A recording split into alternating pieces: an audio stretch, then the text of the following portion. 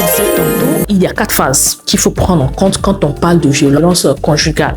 Donc la première phase, c'est ce qu'on va appeler la phase de tension. Il faut savoir que les personnes violentes, en l'occurrence ici on parle des hommes parce que moi je m'adresse principalement aux femmes, ce sont des personnes qui elles-mêmes sont en souffrance à la base. On ne donne que ce qu'on a au fond de soi. Donc une personne qui va donner de la violence à une femme est quelqu'un qui est en train de retranscrire, de faire réjaillir sur cette personne-là ses propres blessures, ses propres incapacités, ses propres insuffisances. Donc ce sont des personnes qui sont blessées à l'intérieur et qui ont besoin de punching ball, qui ont besoin d'exutoires, de personnes qui vont essayer de contrôler pour avoir l'impression qu'ils contrôlent leur propre vie, ce qui n'est pas le cas.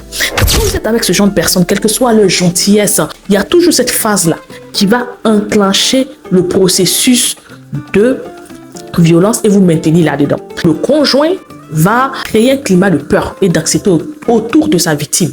Et dans cette phase-là, le conjoint va utiliser souvent de la violence verbale et psychologique dans un premier temps, genre des attaques qui vont être considérées par la victime comme parfois mineures parce qu'elle va croire forcément qu'elle pourra contrôler la situation. Dans la majorité des cas, le victime ne fuit pas ou ne s'alarme pas lors de cette première phase qui est la phase de tension parce qu'on se dit que dans tout foyer, vous comprenez, il y a des phases où ça ne va pas. Ou bien la victime va se dire, ah bon, mon mari n'est pas comme ça d'habitude, peut-être qu'il traverse une période vraiment difficile. Et puis effectivement, dans tous les foyers, il y a ce genre de période-là. Rien ne dit ou rien ne présage qu'on va passer forcément à de la violence.